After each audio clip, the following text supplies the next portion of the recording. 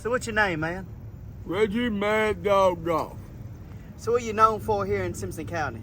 I don't know. I reckon being a guy that most people think I don't know how to drive. Well, do you know how to drive? Apparently so. What are you used to driving the most? A horse? Well, horses are your safest form of travel unless you're Amish, because I don't ride in the middle of the road. Because when you ride in the middle of the road, you got 350 horses coming at you with maybe a family in it. So you stay on the shoulder. It's better to ride about now because it's cooler, and once it gets dark, I can just sit up there without even guiding my horses. They're gonna know where to go because I take them all the same place. I'm not a cowboy. I'm a horseman. Cowboys chase cows. I've been living over here for 28, 32 years. How many cows y'all see me around besides skulls of something that I put between two pieces of bread? How long have you been riding horses? My daddy put me on my first horse in 1968. And it was a little Welsh pony quarter horse draft named Star. She bucked him off. He picked up a post that I thought I had made a fence out of it in our backyard, because my first horse was given to me by a man that thought I lost a horse because he saw me riding Shetland ponies with my buddy. Whole big difference between a big dog that eats grass and a real horse.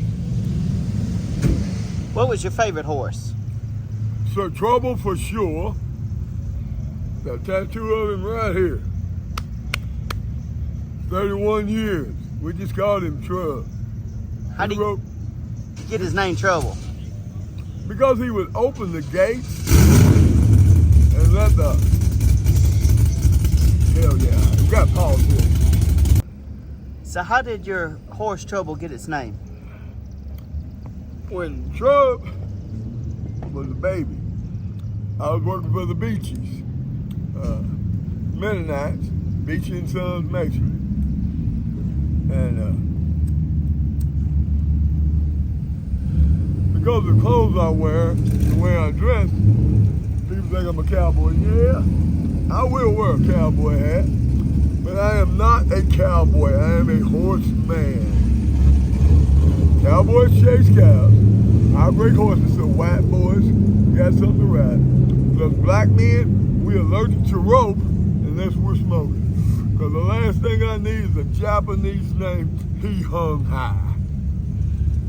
So when you was younger, was you a good football player? I was a dirty football player. And I played for the Russellville Panthers. From the 7th grade, I was a starting defensive end till I tore my shoulder out my senior year. 6 years of varsity, junior varsity, freshman, and high school football. From the stories I heard, didn't Coach Matthews help you get a scholarship? James Shade Tree Matthews played with a man named James Boots Donnelly. They both went to Father Ryan High School. And Coach Matthews, something's gonna be trouble for me, guys. I'm kind of jumping because I'm gonna put it out there. I always wanted to be a pro football player or John Wayne. And I played football like it was war, which was a good pretense to something that happens 6 years later when I became a United States Marine. Paris Island, 0311, those that don't know what it is, Paris Island and San Diego Marine Corps Training Depot are the only places where Marines train.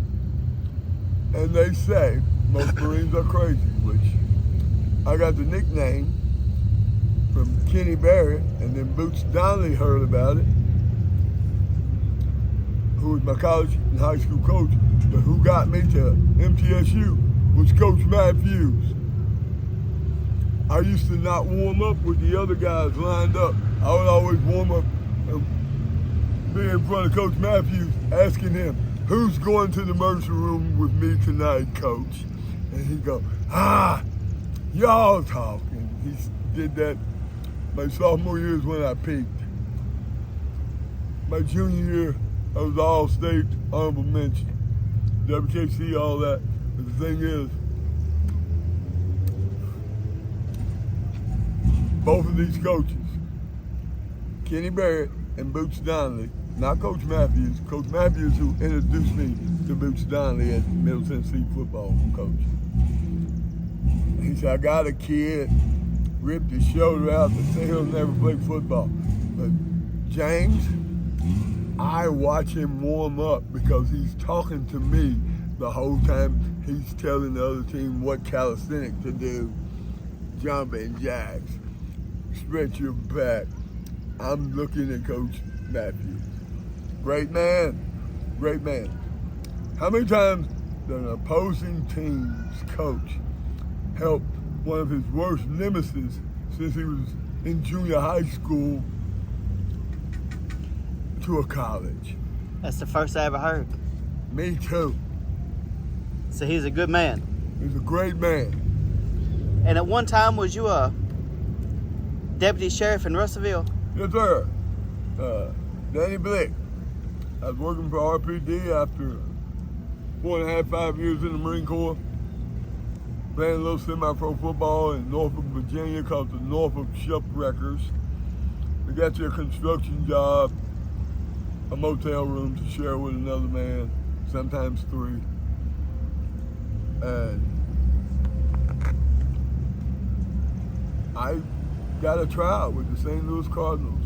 I knew I wasn't going to make it after the Marine Corps. Packing a 38 round right here, my rib cage. Got a Bronze Star. Got a picture of Ronald Reagan putting it on my chest. And I know I just jumped a couple of decades. Oh, it's all right.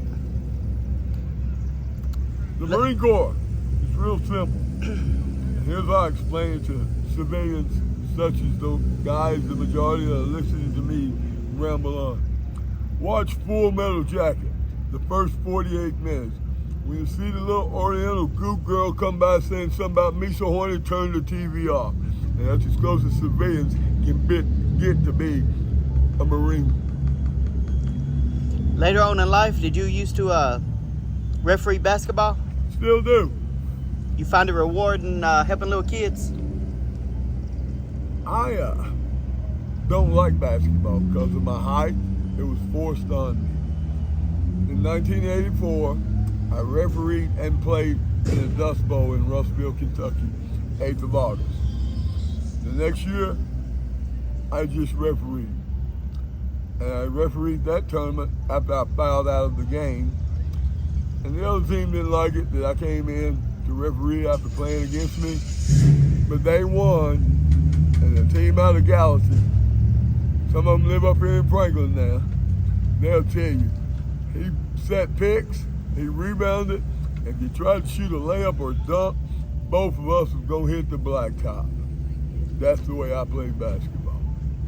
Well, it seems to me like you had an interesting life, and thank you for your service and thank you for your time. I appreciate it.